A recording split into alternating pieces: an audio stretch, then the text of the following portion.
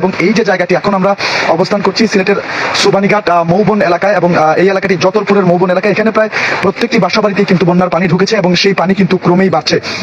সময় যত গড়াচ্ছে এই পানি কিন্তু ততই বাড়ছে। আপনারা দেখছেন যে এটি কিন্তু সিলেটের একটি বসতঘর এবং প্রায় প্রত্যেকটি ঘরের অবস্থায় কিন্তু একই রকম, অর্থাৎ সিলেটে গতকালকে রাত্রে থেকে শহরে যে পানি প্রবেশ করা শুরু করেছে সেই পানি কিন্তু ক্রমেই বাড়ছে, এখনো আস্তে আস্তে পানির পরিমাণ বৃদ্ধি পাচ্ছে। এবং আপনাদেরকে আরো একটি খবরে, এই যে পানি এটি দুই পাশে যেহেতু ড্রেন বা ছড়া বা নালা রয়েছে, সেই সকল নালার পানি কিন্তু উপচে বাড়িঘর অর্থাৎ বসতঘর প্লাবিত করছে এবং এই পানি অত্যন্ত দুর্গন্ধযুক্ত এবং এখানে কিছুক্ষণ খালি পায়ে হাঁটলেই কিন্তু শরীর চুলকাচ্ছে বা গা চুলকাচ্ছে। এমন অবস্থায়ও কিন্তু এইসব এলাকার বাসিন্দারা, অর্থাৎ সিলেটের যতরপুর উপশহর এলাকা, এগুলো প্রত্যেকটি এলাকায় আমরা ঘুরে দেখেছি, আসলে প্রত্যেকটি এলাকার চিত্র কিন্তু একই রকম। এবং এখানে যেসব বাসাবাড়ি রয়েছে অর্থাৎ উপশহর যতরপুর সুবানীঘাট, প্রত্যেকটি এলাকার বাসাবাড়িতে কিন্তু এই পরিমাণ অর্থাৎ হাঁটু থেকে কোমর সমান পর্যন্ত পানি। এক্ষেত্রে এইসব এলাকার যেসব বাসিন্দারা আছেন তারা কিন্তু প্রত্যেকেই ঘর বাড়ি তালাবদ্ধ করে তারা যে যার মতো করে আশ্রয় কেন্দ্রে গিয়ে আশ্রয় নিচ্ছেন। অর্থাৎ সিলেটের যে বন্যা পরিস্থিতি সেটি কিন্তু এতক্ষণ পর্যন্ত সিলেটের বাইরে থাকলে, অর্থাৎ সিলেটের যে পাঁচটি উপজেলা বন্যা কবলিত হয়েছে সেইগুলোর অবস্থা খারাপ ছিল। তবে পরিস্থিতি সময় যত গড়াচ্ছে ততই কিন্তু ক্রমেই পানি বৃদ্ধি পাচ্ছে এবং সিলেট যে মেইন শহর আছে অর্থাৎ মূল শহর, সেখানের বাসাবাড়িতেও কিন্তু পানি প্রবেশ করছে। সেই সাথে আমি যে বিষয়টি বলছি, এই যে পানি রয়েছে সেই পানিটি কিন্তু অত্যন্ত দুর্গন্ধযুক্ত এবং যেহেতু আসনাল রয়েছে সেই সব ছড়া বা খালের পানি কিন্তু উপচে এসে ঢুকছে এইসব এলাকায়, যার ফলে এই পানি প্রচুর দুর্গন্ধযুক্ত এবং কিছুক্ষণ এই পানিতে দাঁড়িয়ে থাকলেই বা এই পানি শরীরে লাগলেই কিন্তু শরীর চুলকাচ্ছে। এতে করে নগরের বাসিন্দাদের অর্থাৎ চর্মরোগ যেগুলো আছে বা পানিবাহিত রোগ, সেই সব রোগ দেখা দেওয়ারও কিন্তু একটি সম্ভাবনা দেখা দিয়েছে। আপনাদেরকে জানিয়ে রাখতে চাই, এই পানি কিন্তু ক্রমেই বাড়ছে, অর্থাৎ পানি কমার কিন্তু এখন পর্যন্ত কোনো লক্ষণ নেই।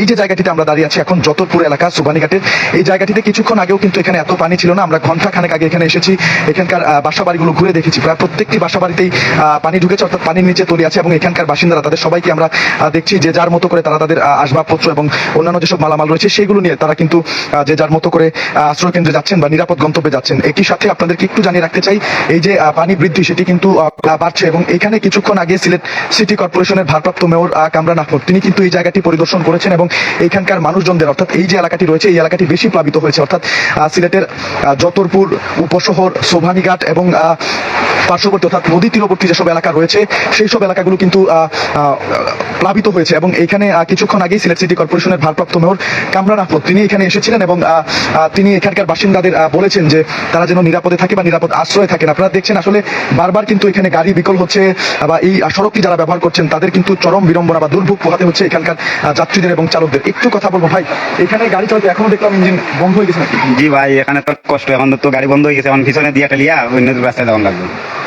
দর্শক আসলে শুনছিলেন এই রাস্তাটি ব্যবহারকারী মানুষ সহ অন্যান্য যারা আছেন এলাকার বাসিন্দা তাদের প্রত্যেককেই কিন্তু চরম দুর্ভোগ পোহাতে হচ্ছে, কেননা এই এলাকাটির প্রায় প্রত্যেকটি বাড়ি ঘরেই কিন্তু বাসা বাড়িতেই পানি উঠেছে এবং প্রত্যেকটি ঘরেই আমরা খোঁজ নেওয়ার চেষ্টা করেছি, গিয়েছি, প্রায় সবখানেই কিন্তু কোমর থেকে হাঁটু সমান পর্যন্ত পানি এবং সবাই তাদের মালামাল নিয়ে তাদের যেসব আসবাবপত্র রয়েছে সেগুলো নিয়ে তারা কিন্তু এবং ছোট বাচ্চা কাচ্চাদের নিয়ে তারা নিরাপদ আশ্রয়ে যাচ্ছেন। এইখানে সিলেট সিটি কর্পোরেশনের পক্ষ থেকে আশ্রয় কেন্দ্র প্রস্তুত রয়েছে, এমনটাই কিন্তু মেয়র কামরান আহমেদ তিনি আমাদেরকে নিশ্চিত করেছেন এবং তিনি এই এলাকাটি পরিদর্শন করেছেন। সিসিকের অন্যান্য কর্মকর্তারাও ছিলেন, তারা যেমনটি বলছিলেন যে যেসব এলাকা জলমগ্ন হয়েছে বা পানিবন্দী হয়েছে সেই সব সর্বাত্মক সহযোগিতা বা সাহায্য করতেছিলেন সিটি কর্পোরেশন, তারা কিন্তু প্রস্তুতি নিয়েছে, তারা আশ্রয় কেন্দ্র খুলেছেন এবং পানিবাহিত রোগ প্রতিরোধে বিভিন্ন পানি বিশুদ্ধকরণ ট্যাবলেট সহ অন্যান্য কলেরা বা ডায়রিয়া পানিবাহিত রোগ যেগুলো আছে সেই সব নিয়ন্ত্রণে যা যা করা দরকার, যেসব প্রাথমিক ঔষধপত্রের দরকার সেগুলো তারা এখানকার বাসিন্দাদের সরবরাহ করছেন। আপনারা দেখছেন আসলে প্রায় প্রত্যেকটি বাসা বাড়িতেই কিন্তু হাঁটু থেকে কোমর সমান পর্যন্ত পানি এবং প্রত্যেকটি বাসা বাড়ি কিন্তু ডুবে গেছে, অর্থাৎ এখানকার বাসিন্দারা যে কতটুকু দুর্ভোগে আছেন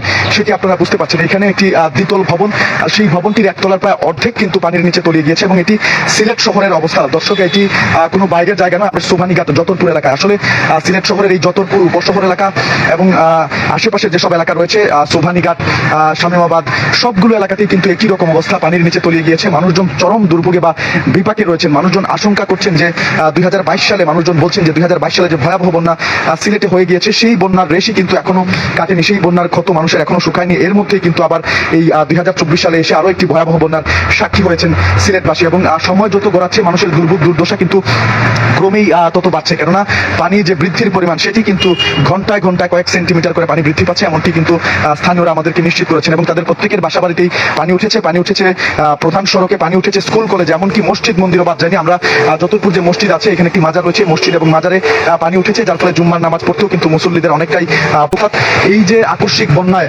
সিলেটের যে অবস্থা, সিলেটের যে সর্বশেষ পরিস্থিতি, সেটি আপনাদেরকে দেখানোর চেষ্টা করছি আসলে কতটুকু নাজুক সিলেটের মানুষজনের।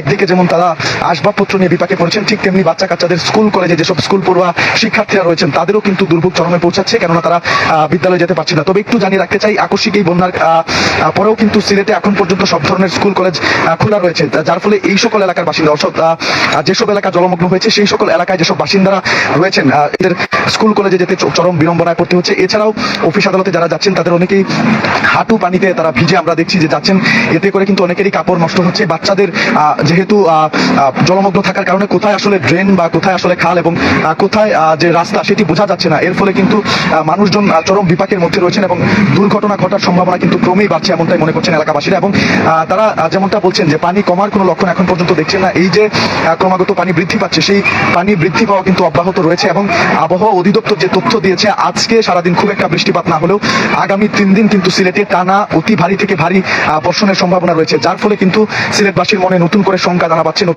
এখনই যে অবস্থা সিলেটের, অর্থাৎ সিলেট মূল শহরের এখনই যে অবস্থা, যদি আরো টানা 3 দিন বৃষ্টিপাত হয় সেই ক্ষেত্রে অবস্থা কতটুকু ভয়াবহ বা কতটুকু নাজুক হতে পারে সেই ব্যাপারে কিন্তু তারা এখনই ভীত বা শঙ্কিত।